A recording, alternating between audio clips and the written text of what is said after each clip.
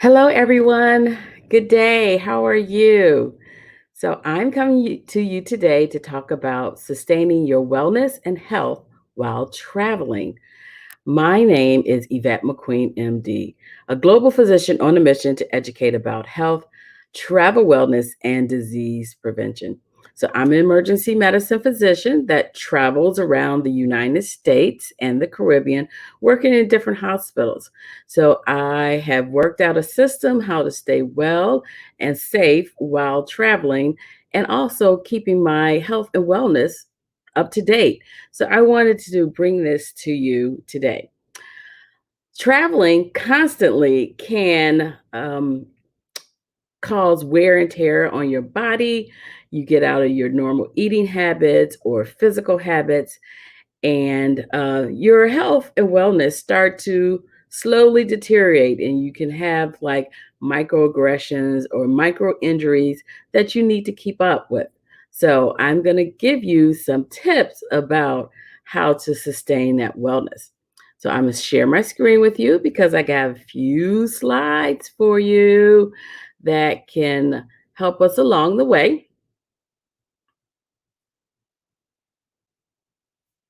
Here we go. And don't worry about this because at the end, I have a free PDF for you to download so you can take this. So, wellness while traveling. So, there's a difference between health and wellness. So, health is actually the state of physical being, your mental, social well being. It means free from disease, where wellness is the quality of life, and it will involve several dimensions, and those dimensions intertwine together. They are eight dimensions and they feed off of each other. So what are those dimensions? They are emotional, where you're coping with effectively with life and creating satisfying relationships. Spiritual wellness, expanding the sense of purpose and meaning of life. Intellectual wellness, recognizing creative abilities and finding ways to expand your knowledge and skills. Physical wellness, recognizing the need for physical activity, healthy foods and sleep, and taking care of your body. Environmental wellness is good health by occupying a pleasant, stimulating environment, being in a well space, removing the negativity. So, financial wellness is satisfaction with current and future financial solutions.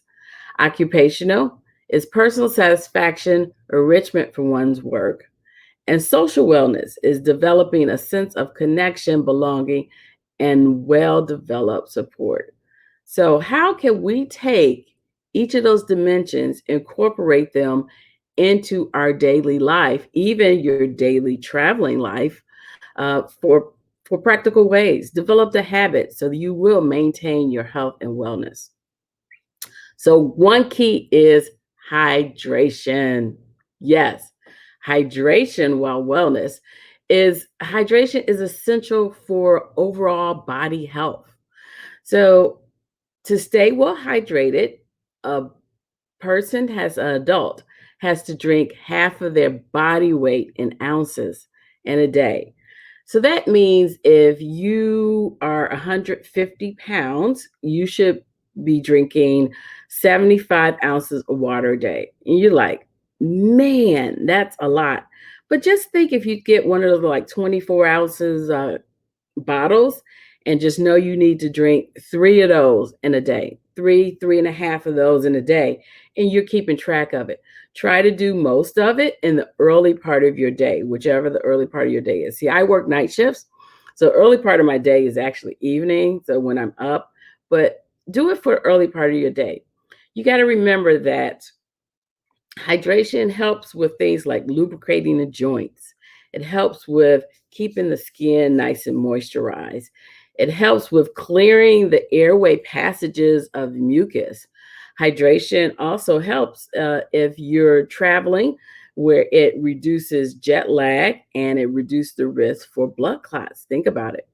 So if you're dehydrated, How do you know if you're dehydrated? Well, thirst is the last thing that comes along. You actually will get dry skin, that pasty tongue feeling, or some fatigue, even headaches when people get dehydrated. A good test for hydration is the back of your hand.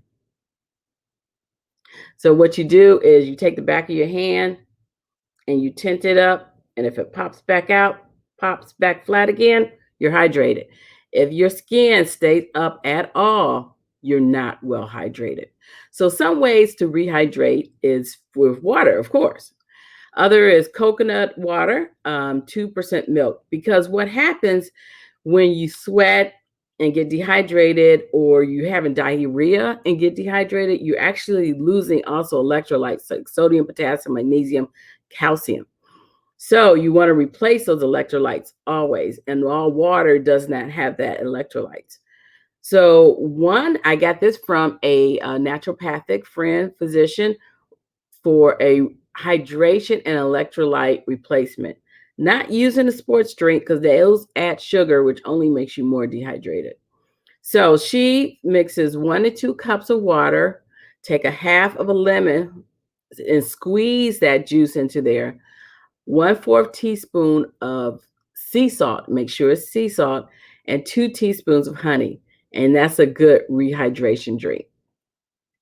Another way of staying healthy while traveling with water is hydrotherapy. So, hydrotherapy uses the opposite temperatures of water: hot, cold, hot, cold, hot, cold. And what it does on the outside of your body, it causes shock to the skin and cause the lymph system, which is basically your immune and filtration system, to remove toxins from your body. So, great thing is to do it during the shower. So, you get in the shower and you lather up and you're using hot water, rinse off with cold water. And you want to try to do that at least 3 times. You can do it once, but at least 3 times. And always end up with cold because it closes your pores.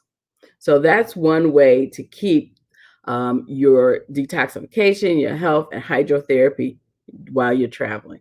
Give it a try. I did, and it's actually rejuvenating. Sleep.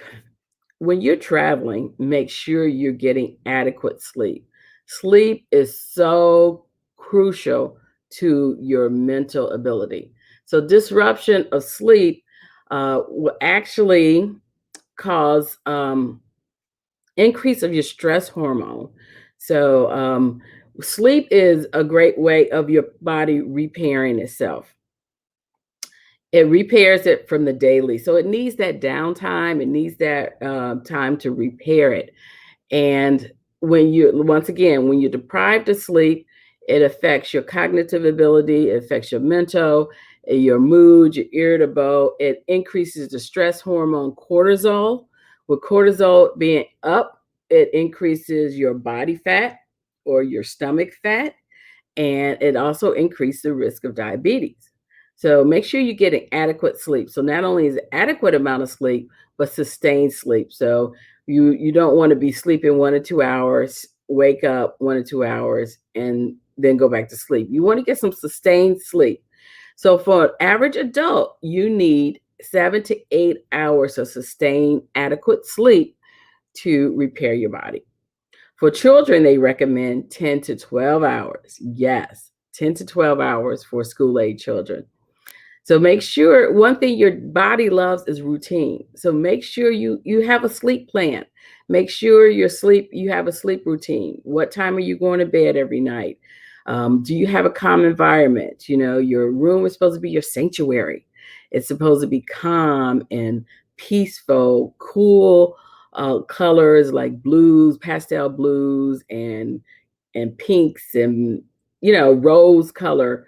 Turn off some electronics because those electronics will emit blue light, and that blue light is actually keeps you stimulated. So you want to turn those off. You want to consider cutting back caffeine and alcohol 1 to 2 hours before you go to sleep, because that will only stimulate you and keep you up. If you can't get enough sleep, they say make sure you're sleeping between the hours of 10 p.m. and 2 a.m. because that's when your melatonin levels are the highest. So melatonin is the chemical in your brain that calms you down, your sleep. And you don't want anything going against it, like the high cortisol level. Remember, that keeps you going in adrenaline. So one thing I want to add about sleep is jet lag. So when people end up having jet lag, they do get some insomnia, and it affects your sleep pattern as you um, travel. Make sure that if you're changing 2 to 3 time zones, you adjust your circadian rhythm, which is your internal clock, prior to going. So what you should do the week before is you should um, stay up longer if you're going to a time zone ahead of you, or stay up later if you're going to a time zone behind you, and steadily just increase it by 1 hour each day, 1 hour each day. When you get to that time zone, you must go according to whatever time of day that is. So if you're flying from the United States to Europe and you land there at 7 a.m., you need to do a full day. Don't try to take a nap, because that's going to mess up your sleep pattern. Just stay up and then sleep at night. If you're going somewhere and you land in the evening, have dinner and rest then at that point. One thing about jet lag, to reduce jet lag, is hydration. Once again, remember I say stay hydrated. Hydrate before, during, and after your travels. Reset that inner clock. And another thing for jet lag is grounding. So when you get to your destination, you want to put your bare feet on the ground, bare ground, whether it's grass, cement, whatever, of your destination. Please be careful of this. Don't step on, you know, jagged rocks or glass, or just be careful, but make sure your bare feet touches the ground of your destination so you can ground according to that time zone. Another way to maintain your wellness while traveling is activity. I don't like to use the word exercise, because that, some people that started them. The activity, you have to maintain active movement every day. So you want 30 minutes of active, heart stimulating movement every day. So make sure you can do that with your daily activities, whether it's a walk, and sometimes you got to make that walk a little vigorous. Do chores, gardening, dancing. If you're touring, consider a bike tour, or hiking, or a walking tour of a city. If you're at a resort, take advantage of those resort activities like yoga, Tai Chi, or swim aerobics. Swimming is a great overall body exercise. You got to remember, when you have active movement, it increases your mental health, and helps with basically physical health too. So it increases chemicals in your brain, like serotonin. Serotonin is the happy hormone. So it increases your mood, stimulates the mood. It helps your sleep better if you have that hormone stimulating your brain. Dopamine. Dopamine is one of those reward systems that you actually get. So high dopamine levels after exercising help you feel reward and happy and satisfied. And it also increases endorphins. So the endorphins as actually works as almost like morphine, because it sits on those receptors, same receptors in your brain that morphine does. So it makes you feel pleasant, and it also reduces any pain sensation. So that's why active movement is very helpful. While you're traveling, what are your eating habits? Have you changed them from your daily routine? Try to keep, once again, your body likes routine. Your body likes to eat at the same time of the day. It likes to sleep at the same time of day. So try to maintain some good eating habits. Now, it's great to go to different destinations and try new foods, the street foods. Be careful with those a little bit, because then you end up getting diarrhea and you need that hydration. But consider not overindulging, and portion control. You always want to try to eat 5 to 6 small meals per day. You got to remember food is your vitamins and your minerals. It's not only is your energy, but it also gives you those vitamins and minerals that you may be missing in daily life. If you need magnesium, remember I talked about replacement of hydration. It also is electrolytes. So some replacement for magnesium could be sweet potatoes, pumpkin seeds, seafood, beet greens, or even chocolate. Sodium can be replaced by apples, carrots, and leafy vegetables. So you know you're lacking in sodium because you get that leg cramps and that fatigue with your dehydration. To replace potassium is fish, bananas, avocados, and sunflower seeds. And to replace calcium, we all need calcium for our bones, is broccoli, leafy greens, almonds, and oranges. Prayer and meditation. Once again, routine. Try to make, you can still be spontaneous, but try to make prayer and meditation part of your daily life. Choose whatever time of day you want to do it. If you want to do it when you first wake up, if you want to do it before you go to bed, if you want to do it while you're in a nice environment, once again, environmental wellness, you may be sitting by the lake or the beach. That may be your prayer and meditation time. So prayer and meditation will also help with spiritual, emotional, and also intellectual. Consider journaling while you're traveling because you want to go back and say, what did I do? How did I feel? What did that experience invoke in me? I remember journaling while I was on my first safari a few years ago, and I pulled it out recently to review some of my previous trips. And I was like, oh, I remember that feeling. And it did. That feeling came back to me. I had that memory of that feeling of how I felt when the first time I saw that lion or the first time, I saw the giraffe eating. So journaling is good. Journaling is releasing the thoughts. Journaling is actually mental, helping you release sometimes aggressions. So make sure you're giving yourself positive self affirmations because it's helpful for your emotional. Okay, yes, I just missed that plane.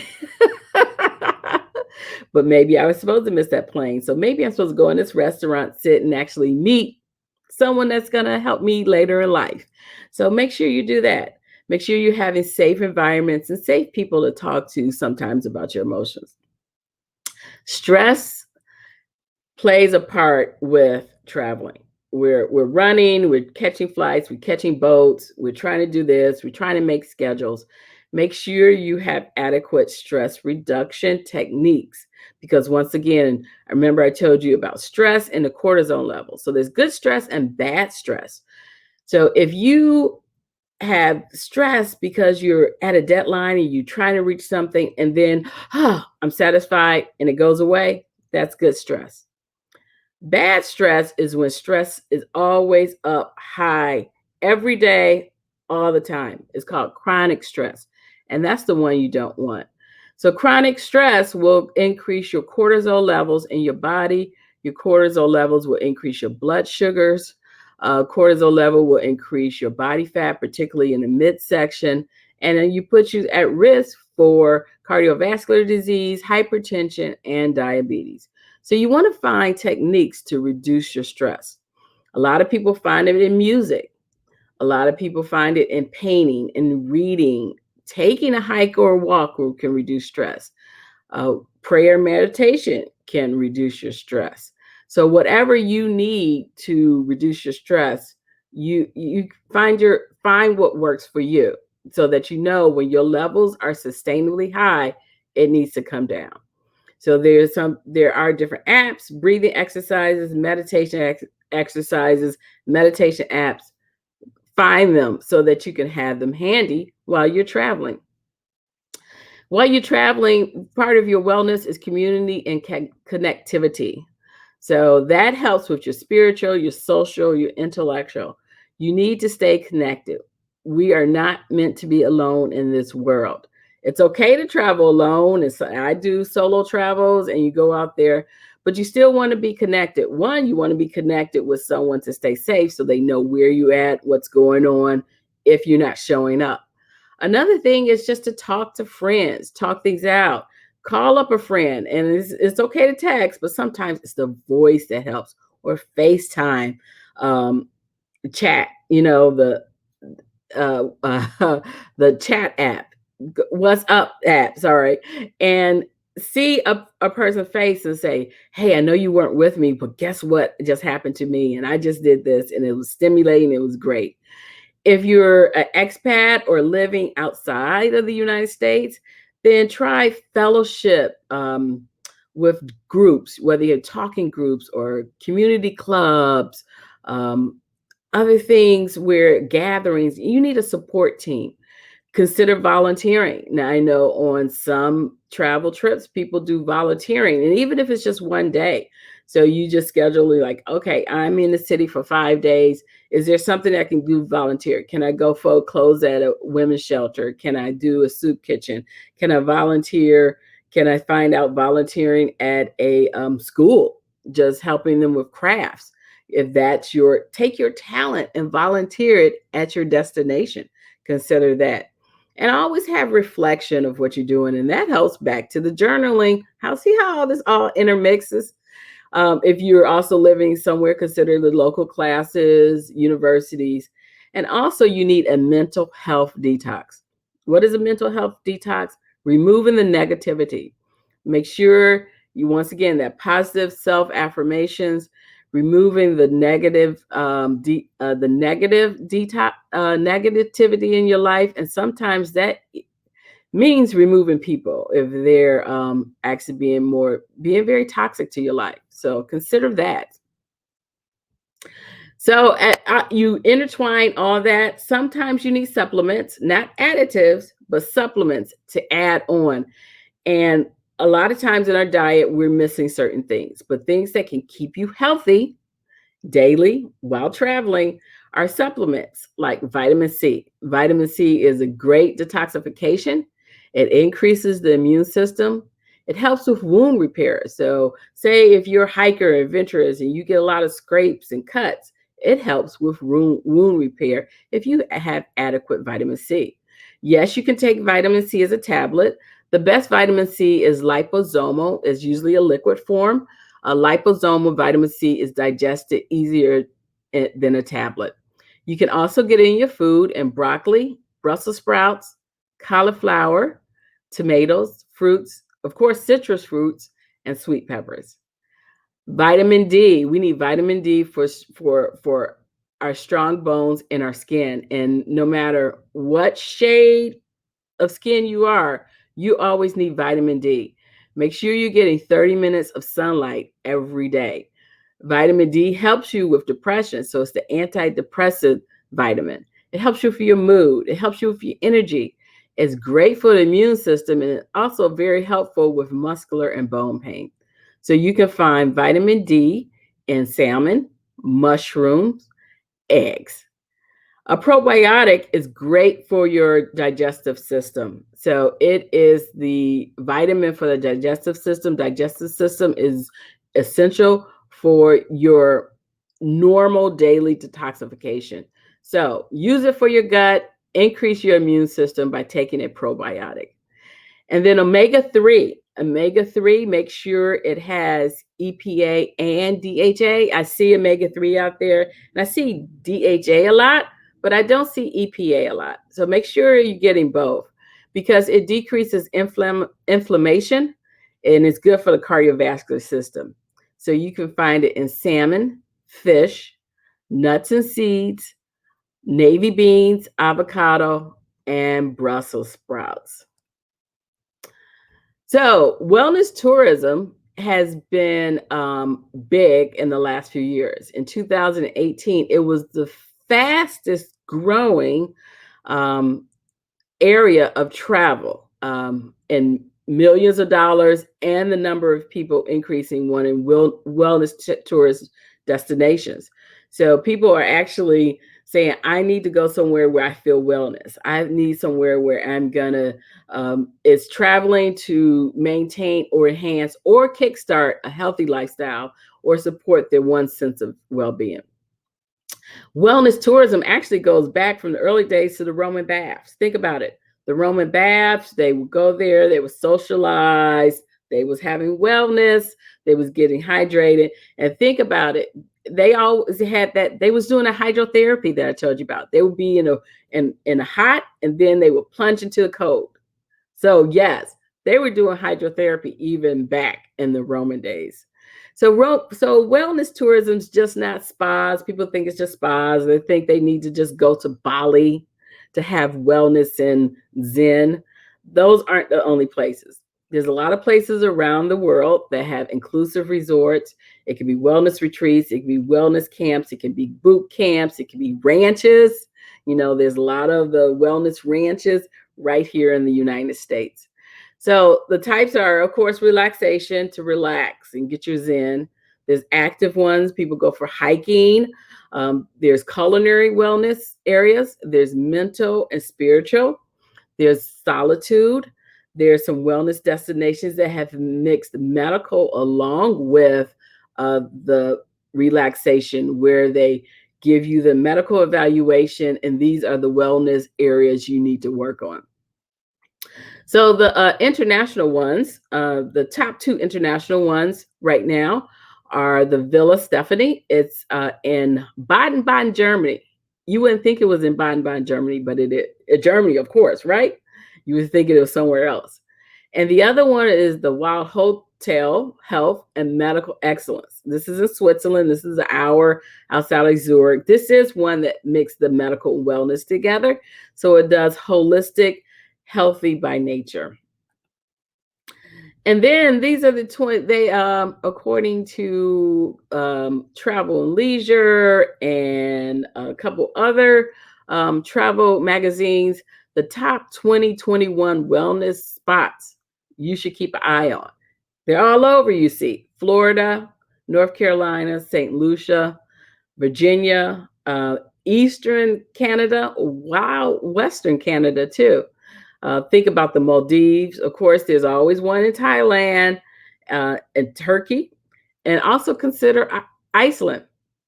Iceland, once again, is one of those places have the hydrotherapy that you can think about, that hot and cold going on. So I hope this was all very helpful.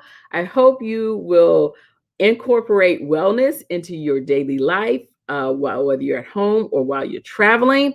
And I hope you stay healthy and well to have wonderful adventures. So once again, I am Yvette McQueen, MD. My website is YvetteMcQueenMD.com, and all social medias at Yvette McQueen, MD. So I told you I would give this to you free. Everything I gave you is, you can get it at TheHealthyExplorers.com. That's the Wellness While Traveling PDF. Is a free download. Once again, TheHealthyExplorers.com. Download it and you can stay healthy and well while traveling. I hope you enjoy that. And remember to travel well. Peace.